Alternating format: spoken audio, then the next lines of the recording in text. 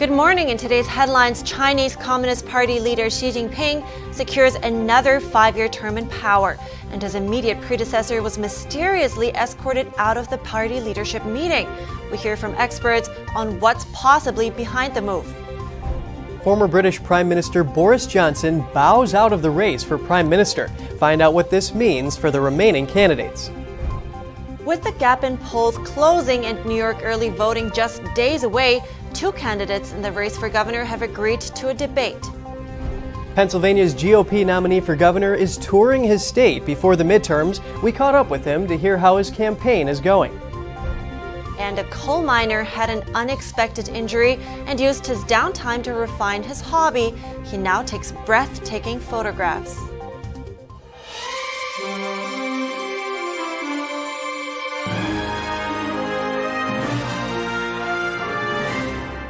Good morning. Welcome to NTD. I'm Kevin Hogan. Good morning, and I'm Evelyn Lee. It's October 24th on this Monday morning. I hope everyone had a great weekend because so many things happened there as well. We open with some news, big news coming out of China. Chinese Communist Party leader Xi Jinping has secured a precedent-breaking 3rd term in power. This comes from the party's leadership meeting, which concluded over the weekend. She will stay as the Communist Party General Secretary for at least 5 more years until 2027. His predecessors after Mao Zedong have set a norm of retiring after 2 terms. The CCP also shuffled its highest decision-making body, the Politburo Standing Committee. Shanghai's Communist Party chief Li Qiang will likely replace incumbent Chinese regime Premier Li Keqiang, who is expected to retire next March. Li Qiang was the focus of public anger over Shanghai's COVID lockdowns, but he has a long history with Xi. The man he would replace, Li Keqiang, was absent from the press conference. There was also an unusual incident during the CCP meeting on Saturday. Xi Jinping's immediate predecessor, Jintao, was unexpectedly escorted off the stage. Who could be seen sitting next to Xi? During the closing ceremony of the meeting, he was mysteriously escorted out of the stage. It's not immediately clear why he was escorted out. Hu appeared to resist leaving as stewards led him away. This was highly unusual because such events undergo meticulous stage management. Video of the incident was widely shared on Twitter, but could not be seen on Chinese social media platforms due to heavy censorship. Hu was the CCP leader from 2002 to 2012, immediately before Xi took power. Now, Chinese state media said Hu was escorted out of the meeting, because he was feeling unwell. The international community is paying close attention and offering their analyses. The BBC said in a report that there are 2 likely reasons. One was that Hu was having serious health problems that happened very suddenly. The other reason proposed was that it was part of China's power politics on full display. The BBC said Hu could have been symbolically removed because he represents a former time. China affairs experts are offering their thoughts on what's possibly behind this unusual incident. Here's Professor Zhang Tianliang's comment during a live panel discussion on Saturday. It didn't look like he was feeling unwell from the way he walked. If he were feeling unwell, the party's health experts would have assessed that and stopped him from attending the meeting. Also, if he were feeling unwell, other people would have been able to show their concerns without having to worry about anything, because there wouldn't be any political consequences. But we see that when Jia Bao, Wang Yang, and Hu Chunhua, who used to work under Hu Jintao, they didn't even look at Hu Jintao. And another thing that happened over the weekend, China released its GDP data with a delay. It's stronger than expected, but after Communist Party Xi Jinping secured his 3rd term, foreign investors still dumped their Chinese equities. I spoke to James Gorey, author of The China Crisis, to ask him what he thinks Xi's new term has in store, and also how he reads the delay of GDP data. China doesn't really produce accurate, informative numbers anyway, but I guess it's gotten to the point where they're beyond the fudge factor. So what does it say about China's economy? Look, things are rough and they're getting worse. China's economy is on a downward spiral. You can't continue to have 0 lockdowns on hundreds of millions of people for months on end for the 0 COVID policy and so forth. You can't keep doing that and putting people out of business, putting people out of work.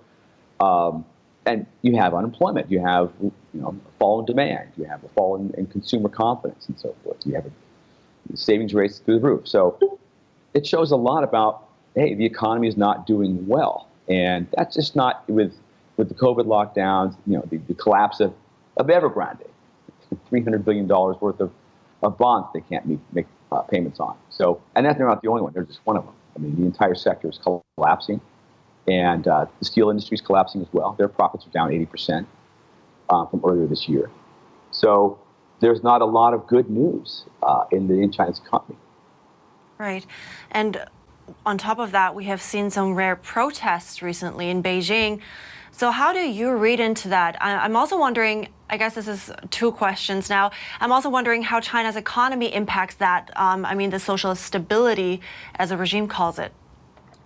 Right. So, protests aren't rare so much. There's a lot of them around, but some get more publicity than others. And these are directed at Xi Jinping himself in one or two cases where, people are, it's not about they're protesting just the economy. Yeah, their lives are tougher. The protests kind of indicate a disaffection with the middle class.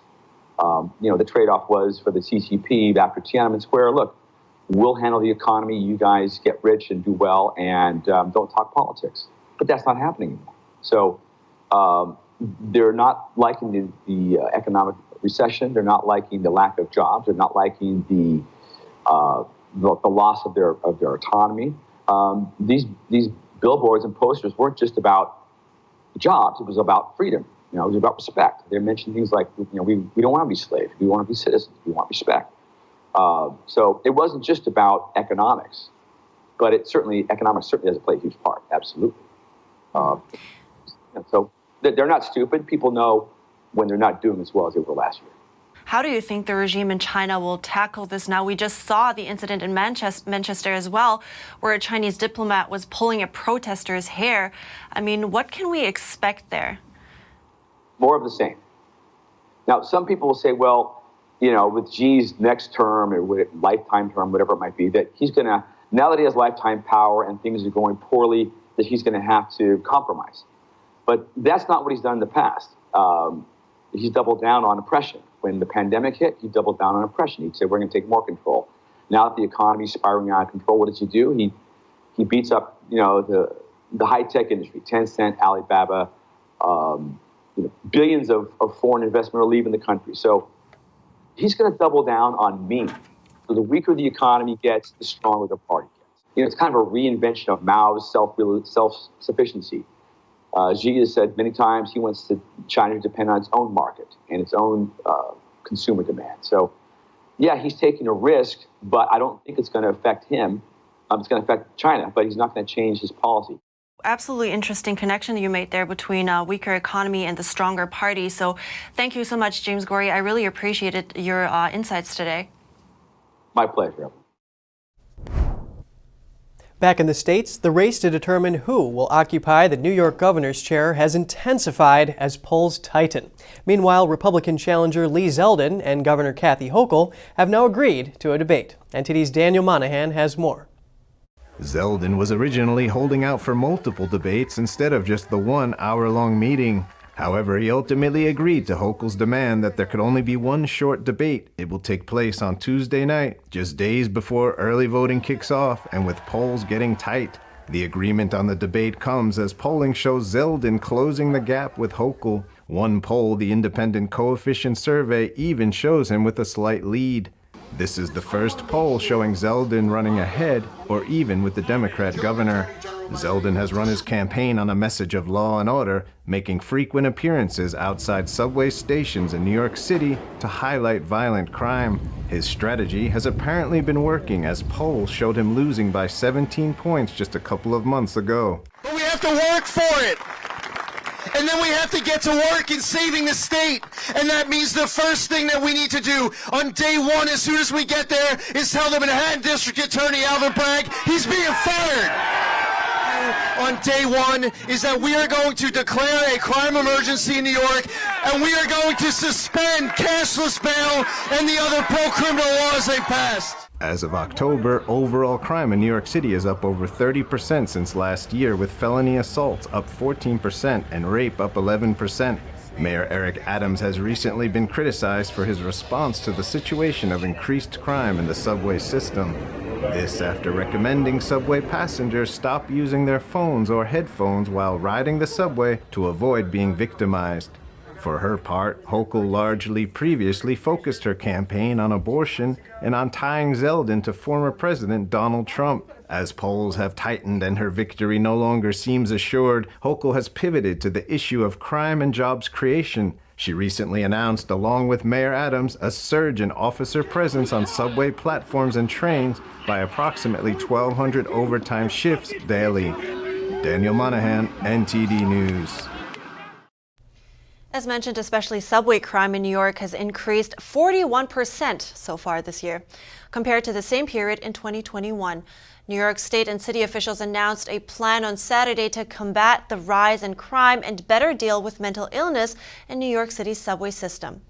Officials announced an increased police presence, new training for officers on engaging with homeless individuals, and the installing of more cameras. The Cops Cameras Care initiative will include a surge of roughly 1,200 more overtime officer shifts on subway platforms and trains each day. The Transit Authority will also employ unarmed security guards at turnstiles to increase security presence and prevent fare evasion. Transit police officers will be deployed at 4 major commuter railroad hubs. That will free up roughly 100 NYPD officers for deployment at other transit locations. New York City has been reeling from several high-profile violent crimes in the past few months in its subway system and elsewhere. We have to look at the totality of public safety. And what we have found in our analysis is that when that police officer makes that quick apprehension, he's preventing the repeated crimes. There's a small number of people who are repeated committing these crimes. The MTA is going to be ensuring that there are security guards at the turnstiles as well, so they can monitor situations, that if someone sees something, hears something, they have one more person they can speak to while they're in the station, but also to deter.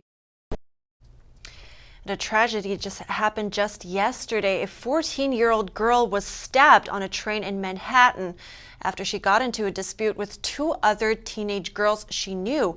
This is the latest violent incident inside the city's troubled transit system. And heading out west, California Governor Gavin Newsom debated his opponent, Brian Dahle, over the weekend. Newsom vowed to serve a full 4-year term if he wins in November. That's amid speculation he will run for president in 2024. NTD's Jeremy Sandberg has more on Sunday's debate. The 2 candidates sat down for a civil, hour-long debate, calmly discussing issues Californians are facing and the solutions they each bring to the table. As we speak, we're sending out billions and billions of dollars in inflation checks. Newsom is expected to easily win re-election in November and has done little campaigning in California this year. Instead, he's fueled speculation that he might be considering a 2024 presidential run. That's because he's been running ads challenging Republican leaders in Florida and Texas, potential opponents in a presidential election. To be clear, that was a yes on 4 more years. Yes. Dahle honed in on the economy and the cost of living, including high gas prices. Californians are fleeing California for one reason, because they can't afford to live here, and he's out of touch with the everyday, hardworking, middle-class Californians. Now, yes, his elite friends can afford Teslas at $70,000, but Californians on the whole have no opportunity but to just suffer from the policies. Their exchange heated up when the topic of education was raised. Both candidates have children in private schools. Dahle says the state's public schools are failing due to Newsom's policies. I take offense at our policies and strategies. I mean, what you identified are problems. We're identifying solutions every single day. Sunday's debate is the only one the candidates will have before the election. Dahle's campaign has raised less than $1 million and has not run any TV ads. He plans to drive a truck across the state and hold rallies up until Election Day. Jeremy Sandberg, NTD News. With the midterm elections just a few weeks away, candidates are busy working the campaign trail. Pennsylvania's Republican nominee for Governor Doug Mastriano is touring his state. His Restore Freedom tour stopped in Luzerne County on Saturday. NTD's Jeremy Sandberg has more on that too.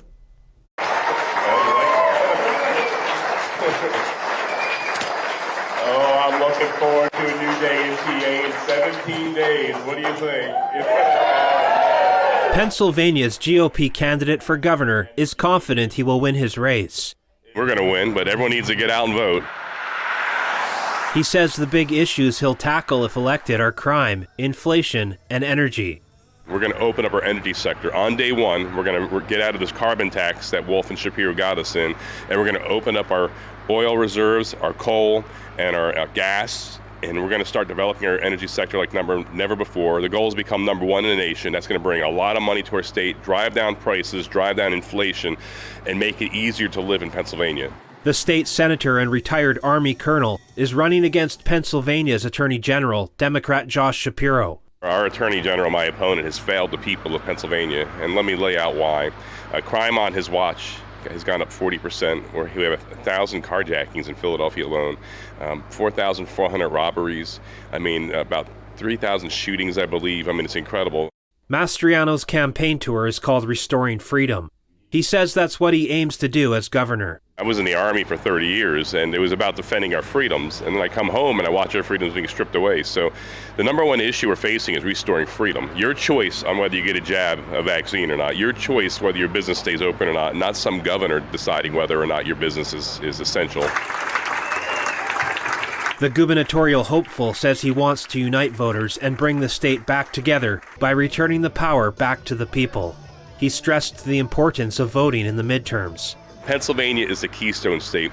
The path to 2024 presidential election goes right through Pennsylvania. It's imperative we win here this year. I believe since God has blessed Pennsylvania as the birthplace of our nation, that what happens in Pennsylvania this year can change the course and trajectory of American history forever. So let's get out and vote and restore freedom. The midterm elections are held on November 8th. Jeremy Sandberg, NTD News. Coming up, former British Prime Minister Boris Johnson bows out of the race for Prime Minister. Find out what this means for the remaining candidates. And a Korean passenger jet overshoots the landing at an airport in the Philippines. Amazingly, there were no injuries. Get the details in just a minute.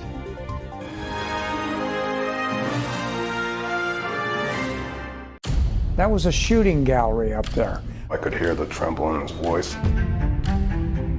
She suffered a very severe beating, and the video is pretty graphic.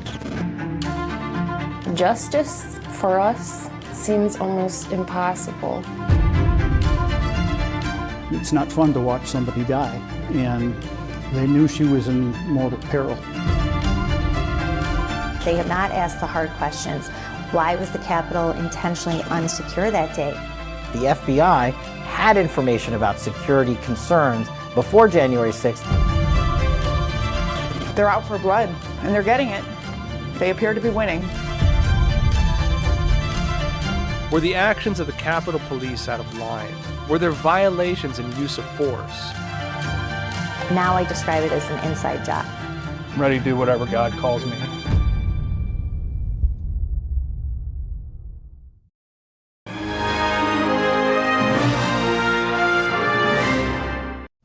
Welcome back. Former UK Prime Minister Boris Johnson has pulled out of the race to become the country's next Prime Minister. With Johnson out, former Finance Minister Rishi Sunak and House of Commons leader Penny Mordaunt battle for the title. In a statement on Sunday, Johnson said that he, former Finance Minister Rishi Sunak, and Penny Mordaunt have not been able to come together in national interests, adding that you can't govern effectively unless you have a united party in Parliament. Are you ready for the leadership, Mr. Sunak? This news comes the same day Sunak officially entered the race in a contest that could be over by Monday if Mordaunt can't reach the required 100-vote threshold among conservative lawmakers. Even before his official declaration on Twitter, Sunak had well over the threshold at 129 votes, according to the BBC. Mordaunt, who was once the Secretary of Defense, had 23 declared backers and told the BBC that reports she tried to strike a deal with Johnson were false. But Johnson's statement likely paves the way for Sunak, his arch-rival, to become the next prime minister, replacing Liz Truss, who was forced to resign after she launched an economic program that triggered turmoil on financial markets. A Korean Airlines passenger said jet overshot a runway in the Philippines Sunday night. All 173 passengers and crew are safe with no reported injuries. The Airbus A330 was en route from Incheon City in South Korea to Moktan International Airport. It tried to land 2 times during bad weather and overshot the runway on the 3rd attempt. With its underbelly destroyed, the plane now lies in the grassy area at the end of the airport's lone runway. The airport was closed indefinitely, with dozens of flights being canceled and incoming flights being redirected to surrounding airports. Passengers were evacuated via the aircraft's escape slides. And the United States diesel reserve has only 25 days left of supply. The stockpile is the lowest ever for October since 1993.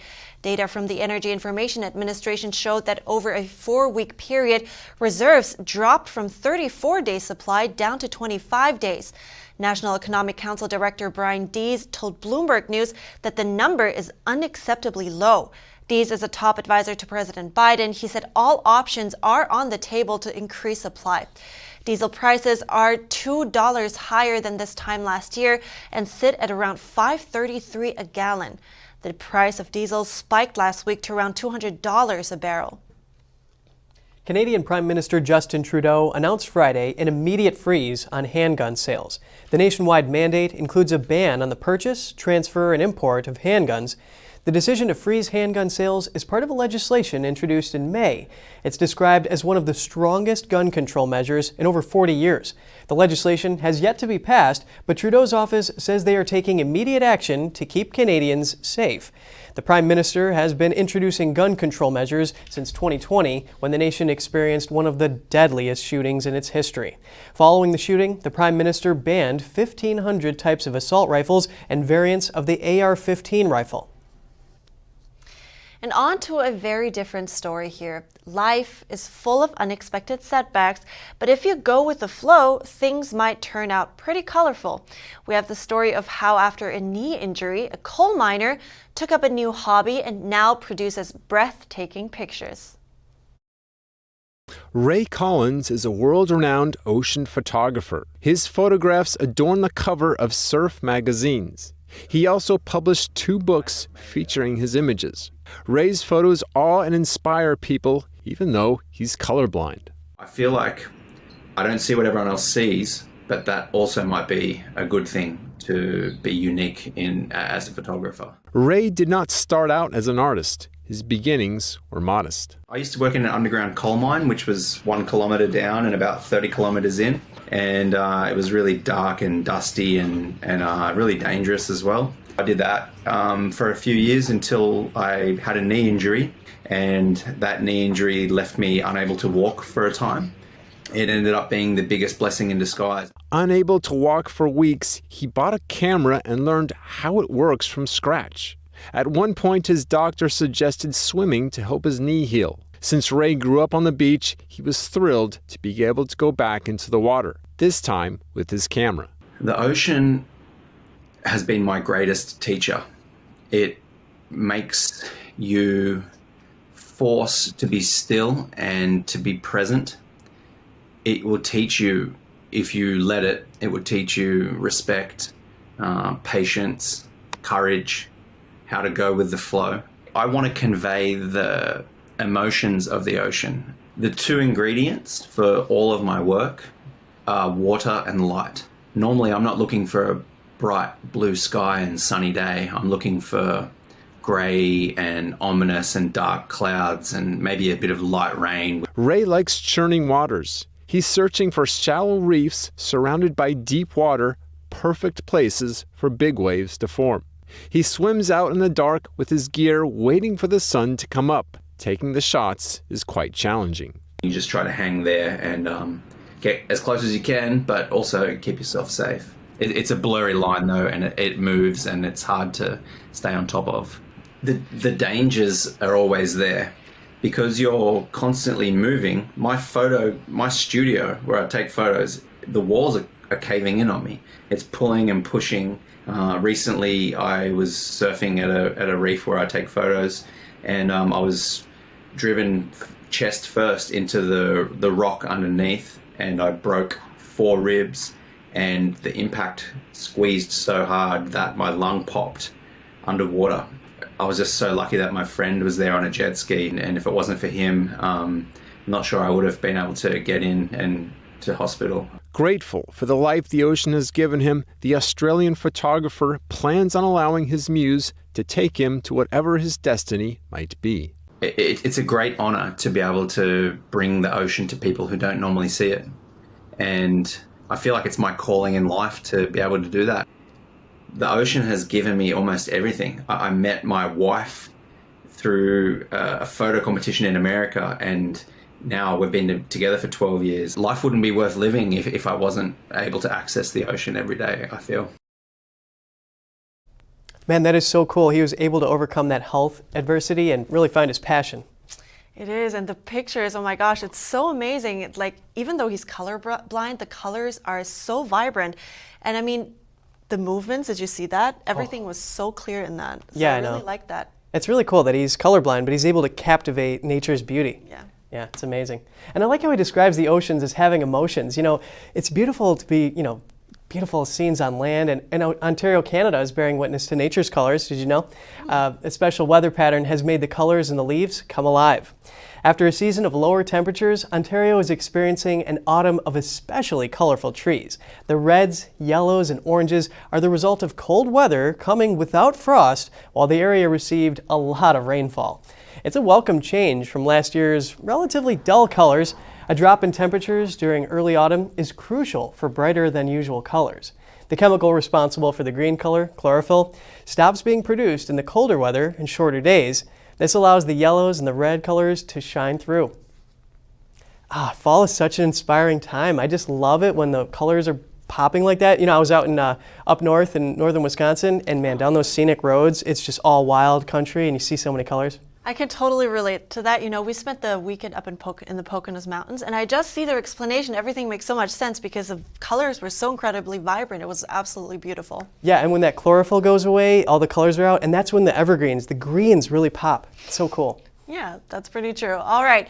On this note, we want to end the program here. We'd love to hear from you before you go. You can share, as always, your thoughts and your story at goodmorning@ntd.com. So shoot us an email if you'd like. Thanks for watching. I'm Evelyn Lee. And I'm Kevin Hogan.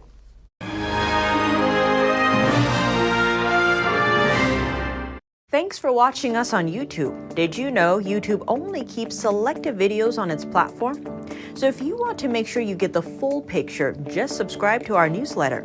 Go to newsletter.ntd.com and sign up. It's free.